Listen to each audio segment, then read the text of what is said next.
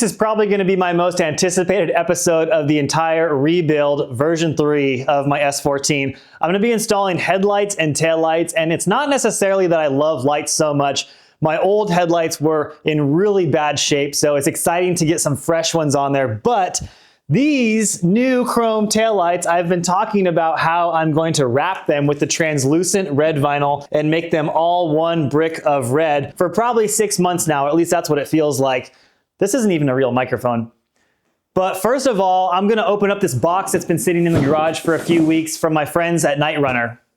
I wasn't really sure what harnesses to get for this car. I kind of went back and forth whether I should get something a little cheaper and more affordable or just go full-blown like expensive motorsports. And I finally landed on some Willens harnesses. Willens is a well-known UK brand that has been making harnesses for a very long time, and they are great quality, which also comes at a price. But my friends at Night Runner International up in Canada have some signature series ones. So the one thing that really separates the cheap harnesses from the really nice ones are these clasps here. Pretty much everything out there uses stainless steel, and it makes it really hard sometimes to pull these down and get the harness nice and tight. The more expensive brands like Willens and Schroth, I think, are one of the only two brands that use aluminum, I think is what this is. These function much smoother and much better than the cheapo ones. And also you get a much more higher quality turnstile here on these. The cheapo brands, sometimes the turnstile buttons get stuck and you aren't able to put the clasp back in it. I really wanted those two things to be high quality, so that's why I spent the extra money getting these. Harnesses are usually pretty universal, and they come with the ability to set them up in a bunch of different ways. These ones you can hook up to your rear seat belts if you have that. I don't need to do that since I have a 6-point Weldon roll cage. I can just loop these around the harness bar and pretty much ready to go after that. One thing you do have to watch out for is there is a left and a right side of the harness. I'm pretty sure this turnstile buckle is supposed to go on the inside. At least that's how I'm going to set mine up. The only bummer is when you get out of the harness, sometimes this thing flops over and hits the center console and can definitely scratch it up. But since these have a plastic exterior, they might not actually be so bad. So maybe those things will play nice in there. So most cars are going to use one of these eyelets to hold the harness in, and it's pretty cool because for the most part, these are all universal. I think there must have been some kind of thing where they made these all the same for every single car in the whole world, because every car I've ever worked on fits this exact size thread and bolt size for the seatbelt. The inside harness attachment, though, actually used to move with the seat, and so is part of the seat rail on this car. So it uses one of these little Allen bolts, and it's kind of hard getting in there with your tools and such because it's only about an inch or two away from the seat. So I'm going to use this little Allen wrench here, which still isn't going to be enough room. So I'll show you. I'm going to pull this Allen key out. I think I'm going to need to use a hammer for this. So I punched that little Allen key out, and of course, you know, it's just the right size for this bolt. Now I got this nice shorty, and what I can do is take one of my ratcheting 8mm wrenches, and now I have a very short ratcheting Allen. So should be able to get in between there and get that nice and tight. There's kind of a very special way they want you to put this strap through here. I guess it's the absolute most secure way, but it's got to go through this buckle 3 times. Ah, I think I nailed it on the first try. So you can see these are really easy to loosen, and since you're not using so much force to pull down against this, you can actually get it so tight. First time I drove in a Lemons race with some of my friends, they strapped me in there so hard, you feel like you're part of the car. It's kind of the whole point. Looking good. So these taillights are literally eBay depot, I guess you call them. Sonar taillights, and it was actually kind of hard finding chrome ones. They weren't exactly the most common. I don't think this is in style anymore, but the idea is basically I could not find red taillights anywhere that were all completely one red lens color like I wanted. I swear I've seen it. I think 326 used to make some way back in the day, at least 10 years ago. But my idea is that I'm going to take these with the clear lenses and wrap them with this red translucent vinyl, and hopefully it'll just look like one solid block of red on the back of the car. And I thought about doing this like 3 years ago. I just never did it because the car was already almost this exact same color red. So I thought that would look weird, a red car with all red taillights. So now that the car is going to be purple, I think this will be a really nice contrast. This vinyl really reminds me of what you'd use for like a paint protection film, and I think that's kind of the idea, is you could protect your headlights or taillights using this stuff depending on what color you got. Unfortunately, it doesn't have any air release, which means we're gonna have to use some type of application fluid so that I can press all the bubbles out. But I did a little test off camera, and the first test didn't go so well because I used the wrong application fluid and accidentally had a bunch of soap in this one. But the second one that was kind of supposed to be a test ended up being so good that I think I'm gonna keep it. So of course I'll show you how I'm gonna do this one. It's really just a matter of getting the vinyl on there nice and wet and then pressing out all the bubbles and cutting off the excess. There seems to be a threshold where you can kind of get it to just the right temperature where it's malleable but not upset. Of course, all vinyl can be too hot or too cold, but I just feel like the window of operation for this vinyl is a lot smaller than I'm used to. These ridges here along the taillights are really what causes the issues because it's like a step down, like stairs. And I mean, you can definitely vinyl over that and around it. It just takes a while. All right, I feel like I'm getting to a point where it's kind of starting to make sense a little bit and things are getting a little bit easier. But the thing is with that is now that I feel a little more comfortable, I kind of want to start all over on this piece. So I think I'm gonna pull it off and give it another shot and just see if I can do a better job. I've been here almost an hour. I'm just gonna get this thing soaking wet this time. I'm gonna spray both sides of it. Round 2. I'm just gonna turn on some WRC. First 10 seconds, this already looks way better. I'm not sure what I've done, but I'm a different person now. I'm really glad that I pulled this off and tried again because round 2 is going so much better. It's only taken me about half the time and I'm just about done with it. I'm gonna trim off the edges and finish it up. But what I've learned is it likes lots of just low heat. I just have that one other piece to do on the passenger side. And I would like to wrap the trunk with the purple vinyl before I put the taillights in because I can kind of get in behind them a lot easier. So I'll do that and then we'll have a nice looking trunk and taillights. I'm gonna flip the car around so that's a little bit easier to work on this side because I have this nice LED strip along the garage door and I don't really like to film over in that back corner. Not really an issue, but the E30 is parked in front of it. I can move that. It's just a little bit of a pain in the butt. The air tank on the E30 slowly leaks down, so I'm sure it's probably at 0.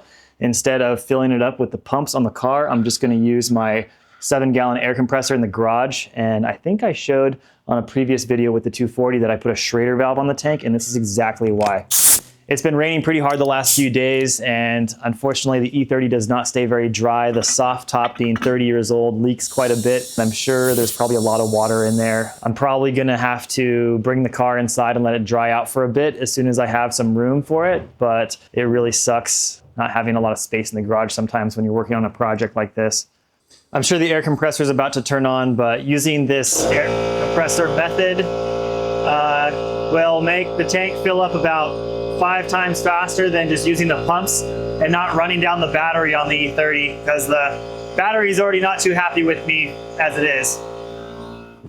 Luckily, it just stopped raining as I was filming this, so I won't get too soaked, but the car is absolutely soaking wet, and I wish I had realized how badly it was leaking because I would have probably made the effort to bring it in. I just pulled this car out of storage like 3 days ago when it was nice out, and then we've just had the most insane amount of rain the last day. It's always worth getting all this stuff out of the way because it'll be a lot easier to work on the back of the car if it's flipped around.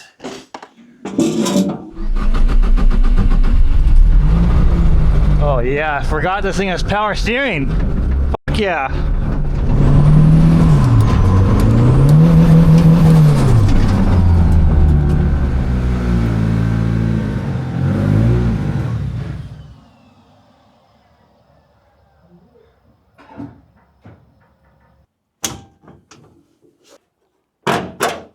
Get this wing off real quick here. We're gonna wrap that too. This will be the 4th time wrapping this car, and I've never really been completely satisfied with any of the cars that I wrapped because it's just a huge learning curve, and a lot of the cars that I have some pretty intricate angles with the crazy body kit this thing has. So I've learned to, you know, just accept it not being perfect, and I watched quite a few videos the last few days just to kind of get a refresh on what to do, and starting with a really nice prepped surface definitely helps it being really clean, because I've noticed almost every single car I've ever seen get wrapped in a video is like a brand new Land Rover or something. It's never some clapped out drift car with a bunch of weird angles and dents and dirt and crap everywhere. So pretty confident I can knock this trunk out fast because I've definitely learned what not to do. Luckily, I bought lots of vinyl, so if we need to stop and start over again, should be fine. So of course, all these wrap videos that I watch, these guys just like pull the vinyl over so easily, and then they just press all the bubbles out like in 30 seconds. And I don't know how they do it, but what I've learned really is just get it pretty warm and then stretch it along like the body line right here. And then you'll hopefully not get tons of these finger wrinkles once you get going. So let's see if I can do that correctly. These lines that you see in the vinyl, like this happens when the vinyl is pulled in a direction and the fingers always go the direction of the vinyl. What happens is, as you start to go over it, these fingers will turn into a crease, and you can kind of see one right here. I'll see if I can get a close-up shot of that. The way that you get rid of these is you want to pull the vinyl in the opposite direction, and that will hopefully get rid of those fingers. Problem is you start pulling it this way, then you pull it this way, then you pull it this way. All of a sudden you got this stretched out piece of vinyl that's stretched in every direction, and you can get fingers in every direction. So that's not a good thing. Always seem to get lots of scratches though, but they say those go away. All right, gotta go full ADD for a second. I just heard a package arrive, so let's go see what's at the front door. This thing open? That's ridiculous. Has it not rained enough on my poor car? I should have left it in storage. Taking a little bit of a break from the vinyl, and let's check out what came in the mail. Somebody commented on one of my Instagram videos and said, hey, you got to check out this company. They make some cool parts for your car. It looks like you could use some of these. So what these are brand new headlight brackets for S14 Kooky. And I'll pop the hood really quick and show you why I bought these. Somebody crashed this car when it was stock, I believe, and did a pretty half-ass, like weird welding job down here on these headlight brackets. And so these basically go down here, and they're gonna look a heck of a lot nicer than the current ones.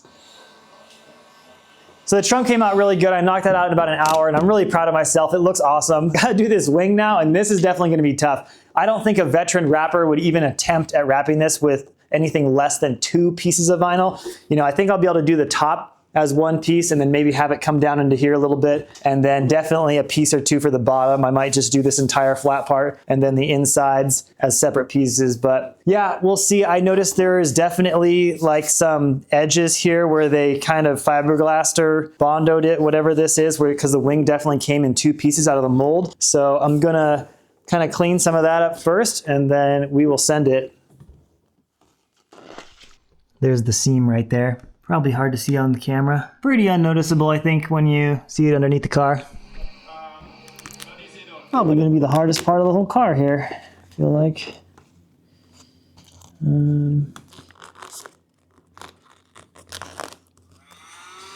When I decided to wrap this car purple, I probably told about 8 people, and all of them seemed pretty pumped. Everybody was definitely on board with it except for me, and I think I was the only person that didn't believe myself that I would actually do it, because only I know how much I love red cars, and I was kind of afraid that I would just get cold feet and wrap it red again, but I'm really glad I went with the purple. The purple's looking really cool. I'm gonna mount the wing to the trunk to wrap the top of it. I feel like very oftentimes do I fall into the trap of thinking that it's going to be easier to wrap something if it's off the car, and I don't think it is. It helps a lot to have the leverage of having that part attached to something. I think this might actually be the install of the wing. I don't think I'm going to be taking it off after this. All right, this is almost done, but unfortunately I think I'm going to need a new heat gun. This thing is definitely on its last leg. Oh, there we go. It's a little bit of a bummer that I couldn't get the vinyl to roll over and reach all the way onto the side, but I don't think the seam will be noticeable. I've noticed the seams that I've made in other places are really hard to see, so that's good. That makes me happy. And get this wing finished up here, we can finally put the taillights in. I think the heat gun has in fact finally died, perhaps. It's not what I need right now. I dropped it and a bunch of pieces came flying out of it, so it might just be done for. So there's what the inside of a heat gun looks like. I'm not exactly sure what has failed. Just wasn't really getting very hot anymore. I just plugged it back in, which was more than likely a really bad idea. So let's just make sure we only touch the plastic pieces.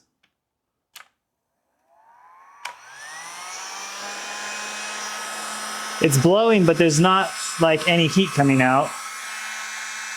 Well, it's warm, but this should be burning my hand. Okay. I think what's happened is the sensor or the switch, whatever, to have it full blast, the whole entire switch popped off. And I don't think you're supposed to go past a certain amount. So I think what all that happened is literally just going past the potentiometer of whatever the resistance was to tell it to get super hot. So I think if I put that thing back on, so the heat gun seems to be working good enough now. I'm gonna try something I'm not too fond of, but this is called knife tape. And it sort of works for some situations where you need to cut a line. This tape basically goes under the layer of vinyl that you wanna cut, and there's a little string inside, and when you pull that string, it slices the vinyl. So let's try it here where I'm gonna make this cut on the wing. And I think this is exactly the reason I bought this, was this exact situation. So then you just wrap the wing like you normally would here.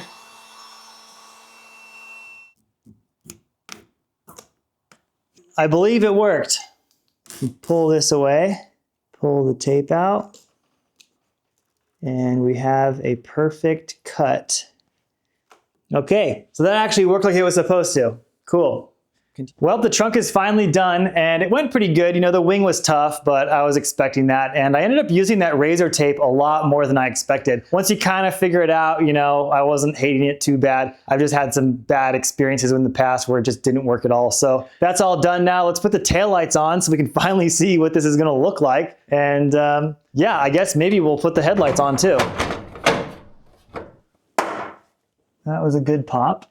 I may have enthusiastically closed the trunk one too many times with the bulbs hanging down like this, and I got some broken glass down here now and some smashed bulbs, but not a big deal. These are pretty common. I think I might even have some left over from the Quattro, so I'll take a look.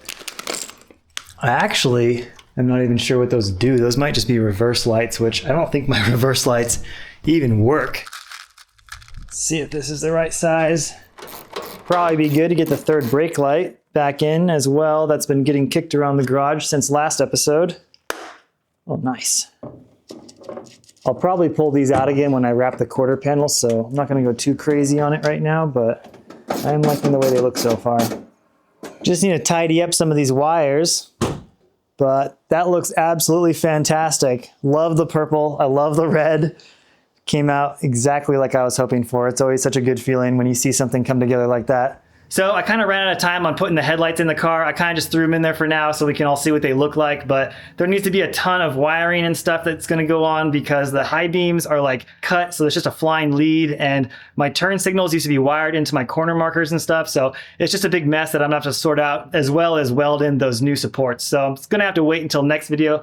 I was gonna take my E30 to go meet my buddy for lunch because he's gonna drive his E30, but my wife took my car keys and the only key I have is for this car. So I guess we're driving the 240.